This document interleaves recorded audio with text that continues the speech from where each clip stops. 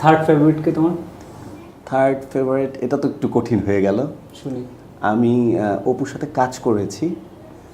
অপুর ব্যবহার খুবই চমৎকার। অপু সবাইকে কিন্তু খুব চমৎকার করে, ছোট বড় সবাইকে ভাইয়া আপু বলে সম্বোধন করে, এবং ওর কথা বলা এবং ওর ব্যবহার সত্যিই অমায়িক, সত্যি, এবং কাজ করে খুবই কাজ করার মানে কোনো পেইন ছাড়া কাজ আর কি।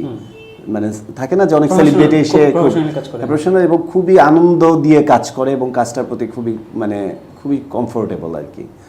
আর তবে কথাবার্তা, শিক্ষা, মন মানসিকতা, বিবেক বুদ্ধি, বাচনভঙ্গি, প্রনাউন্সিয়েশন, এবং ওই জায়গায় আমি বুবলিকে এগিয়ে রাখবো।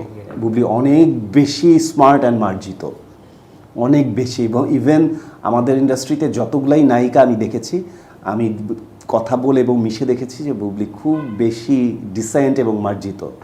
মানে অনেক কিছু ওর উপর দিয়ে ট্রাক চলে যাচ্ছে কিন্তু ও বুঝতে দেয় না, কিন্তু তারপর খুব সুন্দর করে প্রত্যেকটা জিনিস ম্যানেজ করে এবং বলে, এবং যা বলে ও বুঝে বলে, উল্টাপাল্টা কথা কম বলে।